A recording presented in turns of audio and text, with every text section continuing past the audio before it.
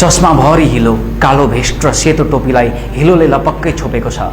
यो त्यही गायकको फोटो हो जसको कन्सर्ट हेर्न लन्डनको वेलम्बी एरिनामा 10,000 भन्दा बढी दर्शकहरू टिकटका लागि मरिहत्ते गर्छन्, जसको एउटै स्वरमा लाखौं युवाहरू जुरुक्क उठेर नाच्छन् र भोटिङ गर्छन्। तर कन्सर्ट सकिएको केही दिनमै त्यही ग्लोबल रक स्टारलाई तपाईले देख्नुभयो भने सायद चिन्न सक्नुहुन्न। उनी कुनै महँगो सुट वा ब्रान्डेड लुगामा हुँदैनन्। उनी त पोखराको एउटा कुनाको गाउँमा एउटा सामान्य मैलो भेस्ट र हाफ प्यान्ट लगाएर गोडाभरि हिलो लतपतिएको अवस्थामा भेटिन्छन्। हो, दुनियाँले टाढेबाट पूजा गर्ने यी लेजेन्डरी गायक अरू कोही नभएर नेपथ्यका फ्रन्टम्यान अमृत गुरुङ हुन्। अचम्मको कुरा, घरिघरि उनको हातमा करोडौंको गिटार वा स्टेजको माइक होइन, धानको बिउ र कोदाली हुन्छ। 90 को दशकदेखि नेपाली लोक रक सङ्गीतमा राज गरिरहेका यी गायक आफ्नो निजी जीवनमा यति साधारण र सादगी छन् कि उनलाई धेरैले भुइँ मान्छे भनेर सम्बोधन गर्छन्। उनी सेलिब्रिटी हुनुको कुनै घमण्ड बोक्दैनन्। बजारको चमक दमक, मिडियाको क्यामेरा र तालीको गडगडाटले उनलाई एकछिन सन्तुष्टिता देला, तर उनको आत्माले वास्तविक सुख र चैन केवल माटो र गोबरको सुगन्धमा पाउँछ। उनी स्टेजमा जति ऊर्जामयी देखिन्छन्, गाउँको कुलो र खेतमा उनी त्यति नै शान्त र मेहनती किसानका रूपमा पग्लिन्छन्। सेलिब्रिटीहरू जहाँ जाँदा पनि बडीगार्ड, भिआइपी, सत्कार र महँगा गाडी खोज्छन्, तर अमृत साधारण चप्पल पड्काउँदै गाउँका खेतालाहरूसँग अङ्कमाल गर्दै गफिरहेका हुन्छन्। उनलाई काठमाडौँका भवनहरू वा विदेशका चिल्ला सडकले कहिले लोभ्याएन। करियरको उचाइमा पुगेका बेला पनि उनी सहर छोडेर पोखराको कालाबुङ गाउँतर्फ फर्किए। कन्सर्टको कडा सेड्युल र टुरको व्यस्तताका बीच पनि उनको दिमागमा जहिले पनि खेती किसानी र आफ्नै गाउँको चिन्ता खेलिरहेको हुन्छ। अमृत गुरुङ युरोपको एउटा निकै ठुलो र भव्य साङ्गीतिक टुर सकेर नेपाल फर्किएका थिए। विमानस्थलमा उत्रिँदा उनी थाकेका देखिन्थे। आयोजकले उनको स्वागतका लागि महँगो गाडी र काठमाडौँकै एउटा डिलक्स होटलमा बस्ने व्यवस्था पनि मिलाएका थिए। तर अमृतले आफ्नो साधारण झोला काँधमा भिड्दै हाँसेर भने, भाइ, मलाई यो सहरको सुख चाहिँदैन। मेरो गाउँमा असारको रोपाइँ सुरु हुन लागिसक्यो। आकाशमा बादल मडारिरहेको छ। म सिधै पोखरा जान्छु। उनी विमानस्थलबाट कुनै प्राइभेट गाडीमा होइन, साधारण रात्रि बस चढेर पोखरा हानिए। अचम्मको कुरा त के छ भने पोखरा पुगेको भोलिपल्ट बिहानै गाउँका मानिसले उनलाई एउटा च्यातिएको जस्तो भेस्ट र हाफ प्यान्टमा हातमा धानको बिउ समातेर खेतको गरामा हिलो छ्याप गर्दै रोप्ने मान्छेहरूसँग गीत गाउँदै गरेको अवस्थामा भेटे। युरोपको स्टेजमा आँगनैभरि गाएर हजारौंलाई रुवाउने मान्छे भोलिपल्टै खेतको हिलोमा नेतृत्व भिजेको धान रोप्दै थिए। यही सादगीले नै उनलाई अरूभन्दा बेग्लै र महान बनाउँछ। अचम्मको कुरा त के छ भने जब उनी युरोप वा अमेरिकाको लामो टुरमा निस्किन्छन्, उनलाई स्टेजमा कति ताली बज्यो भन्ने भन्दा पनि आफ्नो गोठमा रहेको भैँसी ब्यायो कि ब्याएन भन्ने चिन्ताले बढी सताइरहेको हुँदो रहेछ। उमेरले 58 वर्ष नागिसक्दा पनि उनको यो गोठमोह र प्राकृतिक जीवनप्रतिको आसक्ति अलिकति पनि घटेको छैन, बरु झन कडा हुँदै गइरहेको छ। अमृत गुरुङ विगत 15 वर्षदेखि बढी समयदेखि काठमाडौँको खुसियाली छोडेर गाउँको गोठमा रैथाने जीवन बिताइरहेका छन्। उनले बाल्यकाल त्यहीँ बिताएका थिए, त्यसैले उनी त्यो वातावरणमा पूर्ण रूपमा अभ्यस्त छन्। अचम्म त तब लाग्छ जब उनी विदेशका ठूला कन्सर्टहरू सकेर नेपाल फर्किन्छन्। उनी काठमाडौँमा एक रात पनि बस्न मन पराउँदैनन्। गोठको एउटा अनौठो चुम्बकीय शक्तिले उनलाई सिधै कालाबुङ तान्छ, किनकि त्यहाँ उनका कुकुर, बिराला र कुखुराहरू उनको बाटो हेरेर बसिरहेका हुन्छन्। उनी भन्छन्, सहरले सुख त किनेर देला, तर खुसी त आफै भित्र हुनुपर्छ। चराहरूको चिरबिर र खोलाको कल्कल सुन्दै गोठमा बस्दा मलाई जे आनन्द मिल्छ त्यो सहरको कुनै 5 स्टार होटलले दिन सक्दैन। अमृत गुरुङको भान्सामा बजारका प्याकेटका खाना र केमिकल मिचिएका परिकारहरू वर्जित जस्तै छन्। उनी जङ्गलबाट आफैले टिपेर ल्याएको निउरो, खोले साग, गहुँको रोटी र एक बट्टुको ताजा दुधलाई आफ्नो मुख्य खुराक मान्छन्।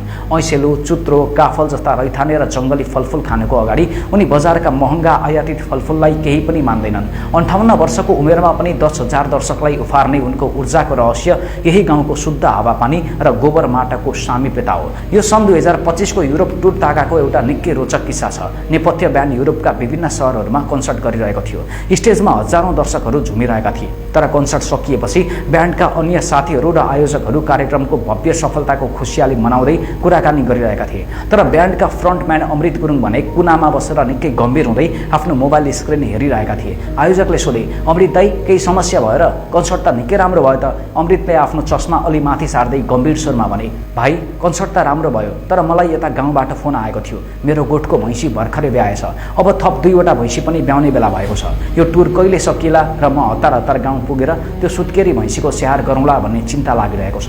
एउटा अन्तर्राष्ट्रिय स्तरको मञ्चमा तहल्का मचाउने गायक कन्सर्ट सकिने बित्तिकै आफ्नो गोठको सुत्केरी भैँसी र साना बाच्छाहरूलाई सम्झेर भावुक बनाइदिन्छन्। यही रैथाने 15 जीव प्रेमले नै उनलाई संसारभरिका नेपालको प्रिय अमृतदायी बनाएको छ।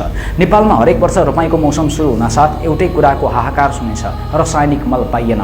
किसानहरू सहकारी र सरकारी डिपोमा लामो लाइन लाग्छन्, आक्रोश बोक्छन्। तर पोखराको कालाबङ गाउँमा एउटा यस्तो किसान पनि छन् जसलाई देशमा मलको हाहाकार होस् कि बजारमा बिउको अभाव अलिकति पनि बाल मतलब हुँदैन, किनकि उनी विगत धेरै वर्षदेखि बजारको रासायनिक मल र विदेशी हाइब्रिड बिउलाई आफ्नो खेतमा छिर्न पनि दिँदैनन्। उनी खेतमा धान मात्रै रोप्दैनन्, बरु आधुनिकताको नाममा माटोलाई विषालु बनाउने बजारिया संस्कृति विरुद्ध एउटा कडा मौन आन्दोलन चलाइरहेका छन्। उनी भन्छन्, धेरै फलाएर बजारमा व्यापार गर्ने मेरो उद्देश्य होइन, मलाई मेरो माटोलाई जीवित राख्नु छ, आउने पुस्ताका लागि यो भूमि सुरक्षित राख्नु छ र वास्तविक रैथाने स्वाद जोगाउन छ।